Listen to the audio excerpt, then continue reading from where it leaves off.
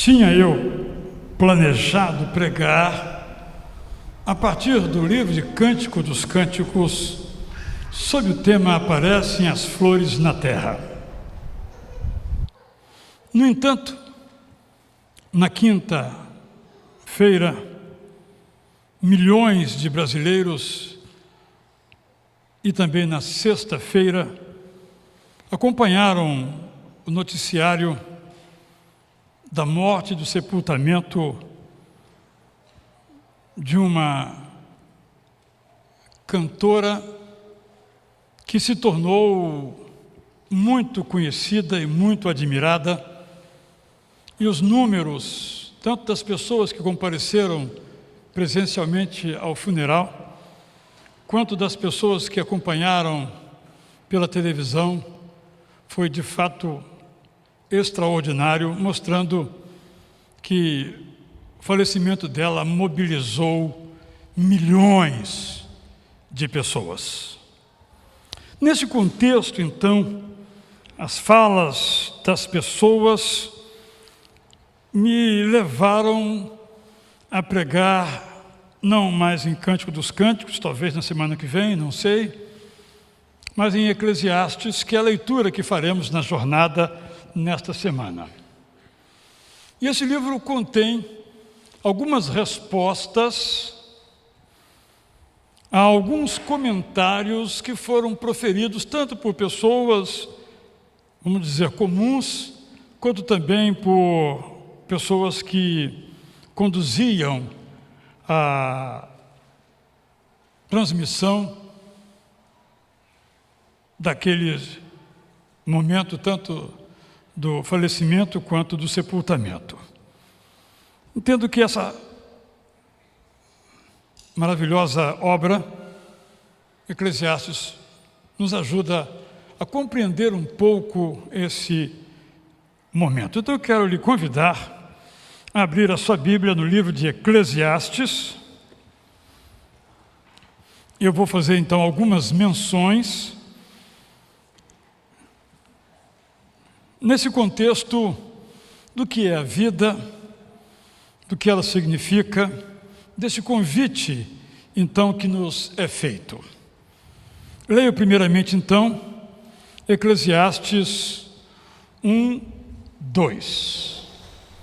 Vaidade de vaidades, diz o pregador. Vaidade de vaidades, tudo é vaidade. Esse texto, esse versículo, que é um versículo como um refrão que está presente ao longo do livro, deixa-nos uma impressão, corroborada depois por outros versículos, que o autor é pessimista. O pessimista é aquele que, nihilisticamente, diz que nada vale a pena, nenhum esforço vale a pena, nenhum trabalho vale a pena, nada vale a pena, porque tudo é vaidade. Quando nós lemos todo este livro, nós então observamos que o autor, ao contrário, não é pessimista, ele é realista.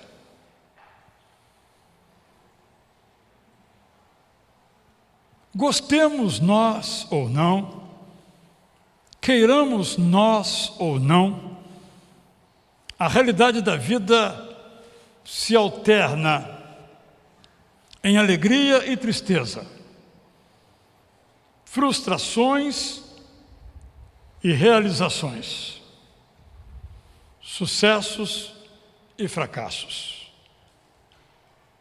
Quando você olha para a sua vida, você vê esses momentos na sua história. Quando eu olho para a minha vida, eu vejo esses momentos na minha trajetória. Às vezes, nós somos ensinados equivocadamente que a nossa vida, por amarmos a Deus, vai apenas de triunfo em triunfo. Que é real, no final da história. Mas durante as estações do ano, nós experimentamos o verão, a primavera, mas também passamos pelo outono e pelo inverno. Todos nós lidamos com o sofrimento nosso ou de alguém. Todos nós choramos as pessoas que nos deixaram por falecimento ou alguma outra razão. Nesse sentido, então, o autor afirma que tudo é vaidade, mas ele estabelece as condições, vou me referir a ela ao final, em que tudo é vaidade. Eu ousaria dizer que a maioria das pessoas o que faz é vaidade. Se nós olharmos para o que é o sucesso, seja profissional ou empresarial, nós sabemos que é vaidade porque amanhã não subsistirá mais. Eu fico admirado, lendo o Antigo Testamento, como um poder como o da Síria se rompeu, virou Babilônia, e nenhum historiador consegue explicar por que o Império Assírio-Babilônico caiu. Caiu como se recebesse um castelo de cartas, um peteleco. Eles não conseguem, não há documentos, não há evidências que expliquem como aquele império tão poderoso, a Bíblia descreve, caiu. O mesmo se aplica aos romanos, que consideravam todos os outros povos não submetidos a eles de bárbaros, isto é, selvagens. Caíram. Isso se aplica a nações, se aplica a organizações, e mesmo os mais jovens aqui sabem que algumas marcas que usaram já não existem mais. Marcas que, diante das suas lojas, se faziam filas. Eu me lembro de uma, eu acho que nem sequer existe mais. Desculpem aqui os mais novos que nem sabem que marca é essa que eu vou dizer agora. Perdão, garotada, meninada, perdão. Mas os mais velhos, como a irmã Regina, talvez vai se lembrar. Eu me lembro que eu leio nos livros, entendem? Pacalolo. Quem se lembra da Pacalolo? Alguns aqui confessaram, a Regina não, porque ela consome outro tipo de produto. Gente, era fila para comprar um produto naquela loja.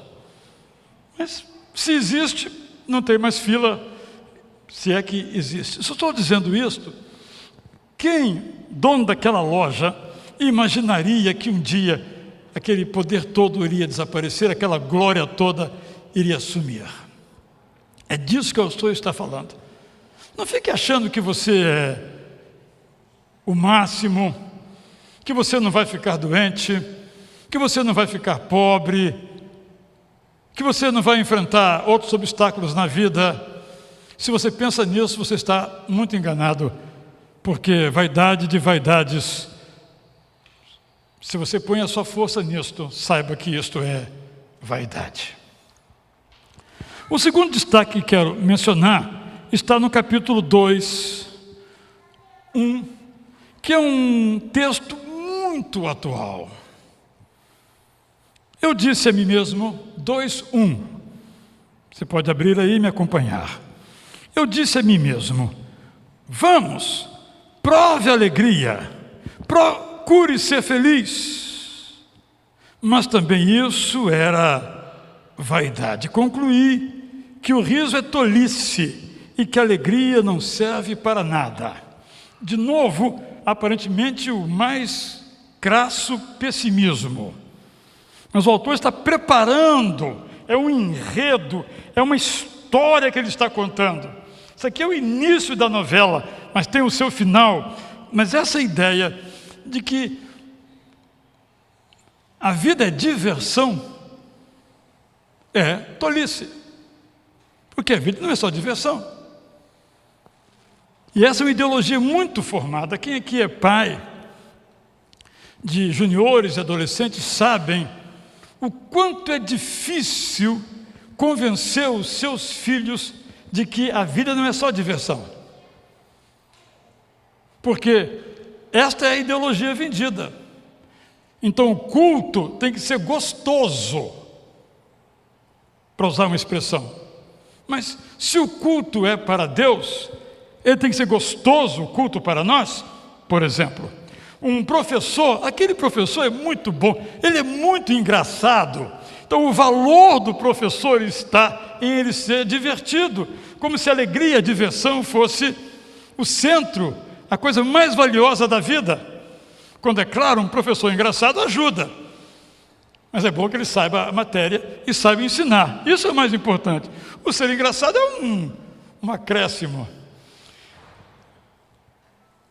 Chamo a atenção agora para um terceiro versículo, muito a propósito do drama que acabei de revelar. Capítulo 3, verso 1. Tudo tem o seu tempo determinado, e há tempo para todo propósito debaixo do céu. E aqui vem uma lista muito incômoda, mas essa lista nos ajuda a entender a expressão tudo tem o seu tempo determinado.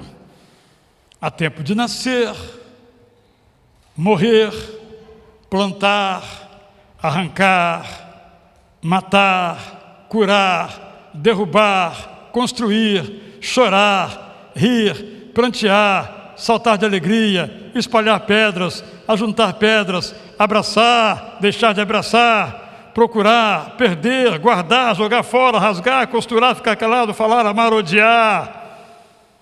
Tempo de guerra e tempo de paz.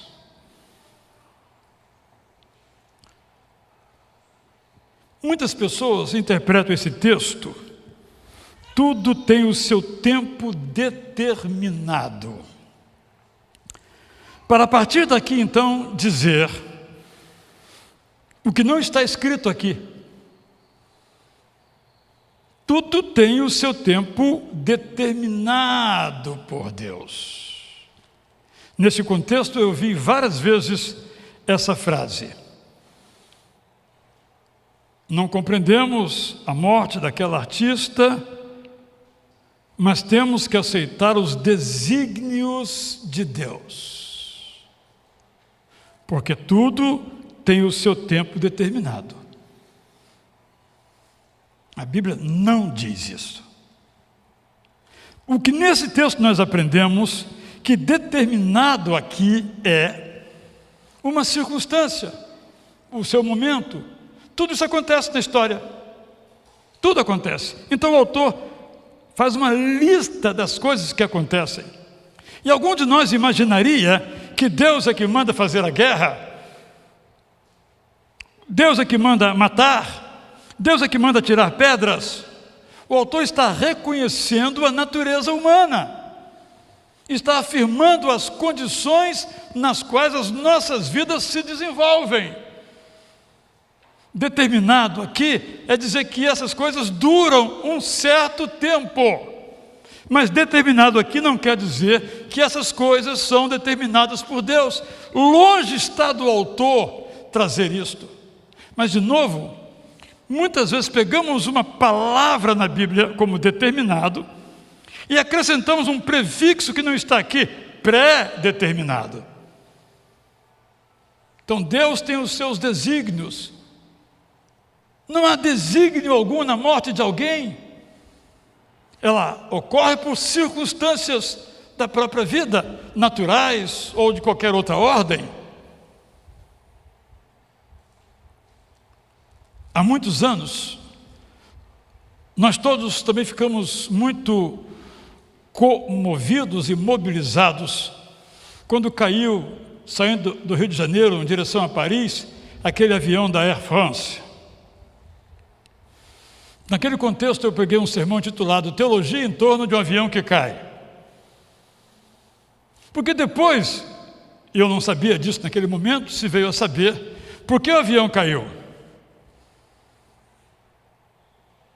O avião caiu porque uma das peças, chamada pitot, não foi projetada pelo ser humano que a criou para suportar um frio daquela intensidade. Ou seja, o avião não caiu porque era propósito divino, o avião não caiu porque era desígnio de Deus, o avião caiu porque houve uma falha humana. E podemos aplicar isso a eventos dessa natureza. O conceito, no entanto, popular, que nós não podemos abraçar, é que as coisas acontecem pela vontade de Deus. As coisas acontecem nesse sentido, no seu tempo determinado, são eventos da vida, não desejados tais eventos por Deus. Tanto não é que Ele dá inúmeros conselhos em sua palavra para que essas coisas não aconteçam. Por exemplo, na Bíblia tem uma recomendação.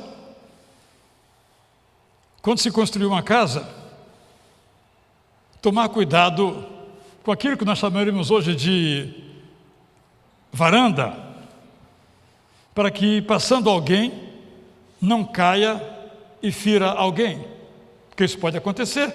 Então, vários prédios aqui de nossa cidade, por exemplo, têm sido obrigados pelo poder público a terminar com as suas soleiras e tudo aquilo que pode eventualmente cair sobre as pessoas que ali estão, as marquises, na linguagem que a gente emprega. Isso já é uma recomendação da Bíblia. Se você fizer uma marquise, estou usando a linguagem de hoje, está no Pentateuco, tome cuidado para que ela não caia. Se a marquise cair e matar alguém, não foi desígnio de Deus. O desígnio dele foi: faça uma marquise que não caia. E se não tiver certeza, como é o caso aqui nos nossos prédios, arranque a marquise.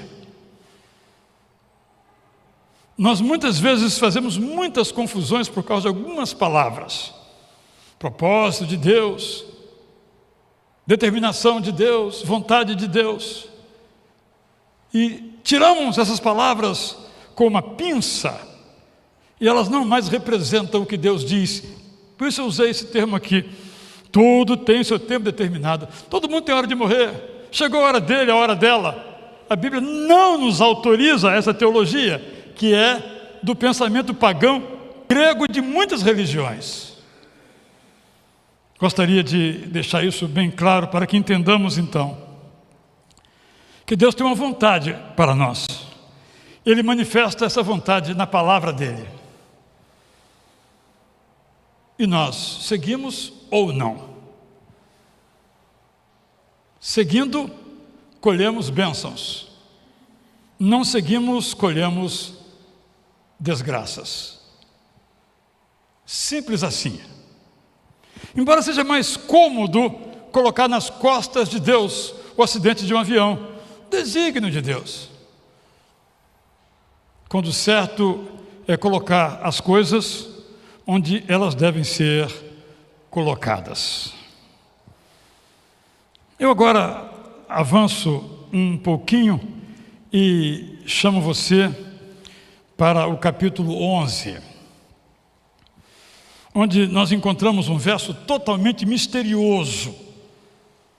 Confesso, é misterioso. Lance o seu pão sobre as águas, porque depois de muitos dias você o achará. Por que misterioso? Pensa nisso. Vai ali na Lagoa Rodrigo de Freitas, ou numa praia do nosso litoral carioca, pegue umas fatias de pão francês ou de pão de forma e jogue na água. Você não vai recolher nada. Provavelmente esse autor aqui está completamente enganado. Ele não entende nada de como funcionam as coisas. Ou pode ser que ele saiba. Por que eu acho que esse versículo é misterioso?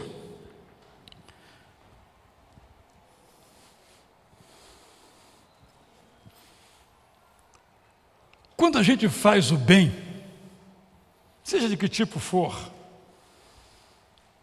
você não tem nenhuma ideia do que realmente vai acontecer. Nem falo de gratidão, nem estou me referindo a isto. Eu estou falando nos resultados do seu gesto. Você não sabe o que esse gesto vai fazer. Essa semana eu recebi um telefonema de Curitiba. Uma pessoa que esteve comigo há alguns anos e comprou a minha Bíblia, minha força de expressão, vocês entendem, né? A Bíblia Sagrada Bom Dia, em que eu coloco algumas notas. Como ele tem o meu Bom Dia, ele viu lá meu telefone, ele me telefonou. Ele falou: estou aqui com o seu texto bíblico, essa Bíblia, estou lendo aqui esta meditação, disse lá o texto, eu pude na hora conferir com ele. E ele disse: esse aqui eu não entendi bem. Na verdade tinha um erro ali. E eu disse: bem, acho que faltou uma palavra aí. Então esse é um elemento. Dizer, não tinha a menor ideia onde ia chegar. E ele lê todos os dias.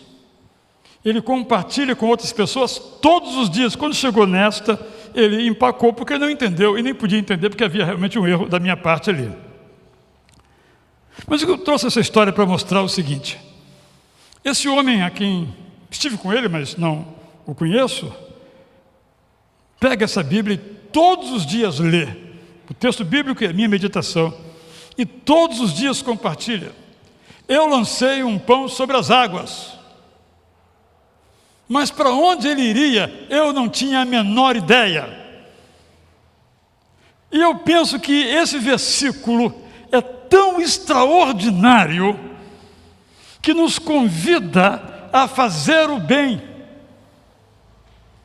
mesmo sabendo que alguma coisinha do nosso bem feito podemos imaginar, mas toda a extensão dele nós não podemos imaginar. Veja você aqui, tivemos batismo no culto anterior, e aqui vieram 3 juniores basicamente, todos com pais e avós aqui na igreja. Vamos recolher um pouquinho o nosso pensamento, levá-lo ao passado e imaginar aquele avô ou avó. E não sabemos se a história vai mais longe, porque para nós aqui, avô é quase que o máximo, bisavó é coisa muito rara. Nós vamos pensar no avô. Um dia, alguém ouviu o evangelho e pregou para aquele avô ou avó. Aquela pessoa que pregou lançou o seu pão sobre as águas. Nunca podia imaginar o que é que ia acontecer com aquele avô, nem com seu filho e nem com o seu neto, e se Deus quiser, daqui a algumas décadas com seus bisnetos. Porque eu penso que esse versículo nos convida a refletir sobre o nosso imediatismo. Queremos fazer o bem e receber logo uma gratidão e logo ver o resultado. Não, lança o seu pão, aquilo que você tem, lance sobre as águas, como se fosse uma coisa perdida. Não fica pensando que você vai recolher. A vida é muito mais do que a gente pode imaginar, especialmente quando nós abençoamos alguém. Não temos a menor ideia de quantas pessoas alcançaremos, de quantas gerações atingiremos. Agora há pouco tivemos aqui o nosso momento de ofertório. Há alguns anos, uma irmã me escreveu assim: eu gosto do momento de ofertório. Desde o dia em que eu fui à frente levar a minha oferta, e tinha um senhorzinho lá, que quando eu cheguei perto, ele sorriu para mim, abaixou a salva para eu entregar o meu dízimo. O senhorzinho era o pastor Ronald Ruther, cujo nome ela não sabia, nem quem era ele. Depois certamente veio a saber. Aquele gesto, o gesto mais simples do mundo, que nem ele se lembra que deu, mas provavelmente quando ele viu aquela pessoa vindo, ele achou simpático o gesto dela, cumprimentou-a gentilmente, abaixou a salva, ele lançou o pão sobre as águas. Ele não fez para recolher nada, ele lançou o pão sobre as águas. Mas eu quero ir ao coração, então, da revelação bíblica. Versículos, ainda no capítulo 11, 9, prosseguindo para o 12, 1 e 2. Ele primeiro se refere ao jovem, e depois ele fala aos idosos. Alegre-se, jovem, na sua mocidade, e que o seu coração lhe dê muita alegria nos dias da sua juventude. Ande nos caminhos que satisfazem ao seu coração e agradam aos seus olhos. A palavra de Deus não é contra o lazer, o prazer, a alegria e a satisfação. O que ela diz, que se tudo isso for vivido de um certo modo, é vaidade. O livro diz, portanto, que é vaidade tudo aquilo que nós vivemos sem a perspectiva do senhorio de Deus.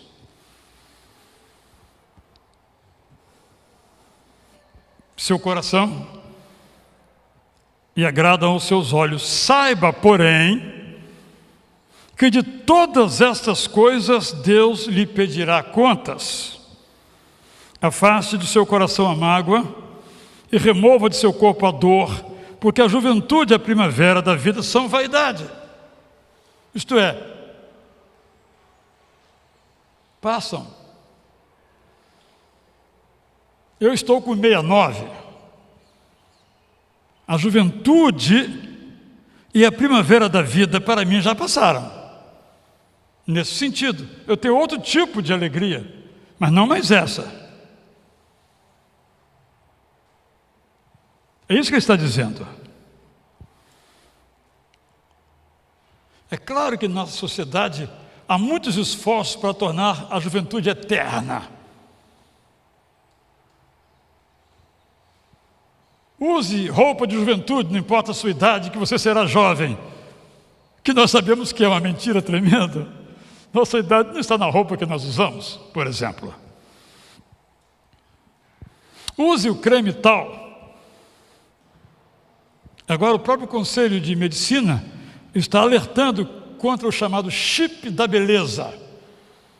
Beleza, leia-se juventude, as formas da juventude, porque são muito perigosos para a saúde. A juventude e a primavera da vida passam. É muito comum, alguns de vocês, eu nunca digo isso. Ah, se eu tivesse! Eu não digo isso, ainda bem que eu tenho meus 69, que também vão passar. Daqui 7, 8 meses também, não vou mais dizer que tenho 69. Se Deus quiser, não vou dizer mais. Passa. Nossa idade passa. Então, 12:1. Lembre-se do seu Criador nos dias da sua mocidade, antes que venham os dias maus. Ele aqui se refere ao envelhecimento. Mas nós podemos aplicar isso a qualquer área da vida. Você hoje tem dinheiro? Está até sobrando? Claro que você não vai dizer para ninguém, mas você sabe que tem, está sobrando. Lembre-se do seu Criador nos dias da sua mocidade, no dia do seu dinheiro. Você hoje é famoso, tem muito seguidor no Instagram, no Facebook, sei lá mais o quê, no TikTok, não sei aonde. Lembre-se do seu Criador. Você hoje está muito feliz com o amor da sua vida, lembre-se do seu Criador. Isto é, ponha Deus no centro da sua vida, aí sim a sua vida não será vaidade. Pode durar poucos anos, pode durar muitos anos, não importa a duração dos anos, mas não será vaidade. Eu termino porque é esclarecedor, completamente esclarecedor, o modo como esse texto conclui a sua meditação. 12:11.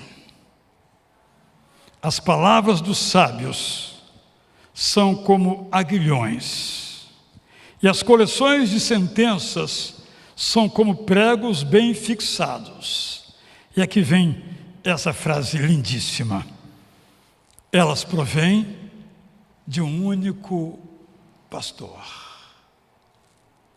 Lembrar-se do Criador, eu, você, não importa a nossa idade, não importa se estamos bem, se estamos em luto, não importa. É nos deixar pastorear pelo bom pastor. Se eu pudesse dizer qual é o maior problema do ser humano, eu diria autossuficiência. Ninguém pode me dizer o que eu devo pensar, o que eu devo fazer, porque eu penso por mim mesmo, e o que eu penso está certo, e o que você pensa está errado. O autor vem e diz, olha, quer ser sábio? Quer viver bem? Quer falar corretamente? Que as suas palavras provenham do único pastor. Na vida e na morte, na alegria e no luto. Tem sentido a nossa vida se ela é baseada nas palavras do único pastor. Vaidade das vaidades, sim. Sem Deus, tudo que fazemos e temos, tudo isso é vaidade. Mas com Deus como nosso pastor e nosso Senhor, o que nós fazemos, o que nós somos, o que nós temos, vale a pena. Nós sabemos que somos pecadores, mas nós sabemos que somos redimidos do pecado. Nós sabemos que enfrentamos tentações, mas somos ensinados a orar para vencê-las. A Bíblia não é pessimista, não é fatalista, não é destinista, não é grega. A Bíblia é hebraica, a Bíblia é nove testamentária.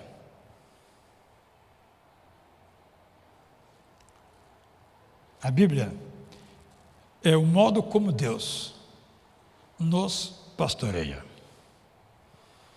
E ela chama a Deus de pastor. E Jesus aplica a si mesmo essa expressão, bom pastor. Porque o Antigo Testamento prometeu que um dia viria um pastor. Esse pastor veio, mas muito diferente dos outros pastores, porque ele veio não para matar, não para roubar, como fazem os pastores, que é o título dado aos reis. Ele veio para morrer e nos salvar. Quando então ele se despede dos seus discípulos, ele promove uma festa muito íntima. Ele mais 12 que acabou com ele, e mais 11 porque um se retirou, a história nós conhecemos. Então ele deu uma festa, e nesta festa ele serviu 2 itens no cardápio. Serviu pão e vinho. Ele disse que aquele pão representava o corpo dele, a vida dele, que foi entregue pelas ovelhas. Esse é o pastor Jesus. E distribuiu depois o vinho num cálice enorme. E ele disse, olha, esse vinho aí é o meu sangue. O sangue que eu vou derramar em favor daqueles que, conhecendo o que eu fiz na cruz, recebem esse sangue e têm os seus pecados perdoados. Todas as vezes que vocês se reunirem, disse Jesus, celebrem a ceia do Senhor. É o que nós faremos então agora. Claro que não foi um pãozinho desse jeito, é verdade? Foi um pão único, como um pão árabe, um pão sírio, como nós dizemos. Mas aqui, por razões práticas, nossa experiência, podemos então pegar esse pedacinho de massa de trigo, tomando como o pão. O símbolo podia ser algo similar. Ele disse: olha, vocês peguem esse pão, agora, aqui na festa, vocês vão comer esse pão. Mas não é apenas pão. Continua sendo pão, mas não é apenas pão. Quando vocês comerem esse pão, vocês vão se lembrar que eu sou o centro da vida de vocês. Eu vou estar dentro de vocês. O pão foi comido. Eu sou o centro da vida de vocês. Esse centro da vida foi a entrega que eu fiz. Eu lancei o meu pão sobre as águas. Quem é que vai recolher esse pão? Eu recolhi, você recolheu, graças a Deus recolhemos, é o pão do céu. Ele orou, ele disse: Pai, eu te agradeço, porque me revelaste todas as coisas, porque me enviaste para morrer em lugar dos teus filhos e de tuas filhas. Eu te agradeço pela minha própria vida, entregue agora em favor de muitos. Podemos dizer, em nosso favor. Comamos então.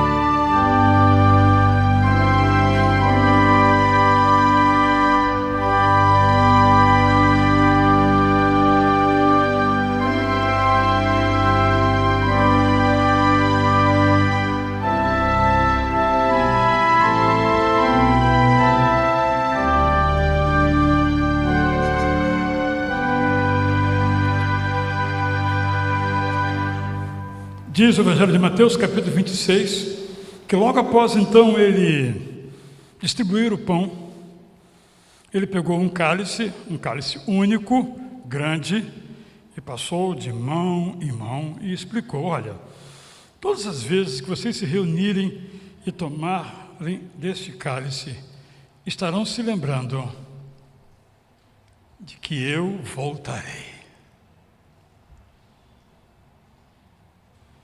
Meu irmão, minha irmã, eu acho que essa é a mais poderosa mensagem do Evangelho. Porque às vezes a gente no corre-corre, no dia a dia, nas pressões, no noticiário, nas tragédias, achamos que a vida termina aqui, começa aqui e termina aqui, acabou. Eu voltarei. Vamos então, com gratidão, tomar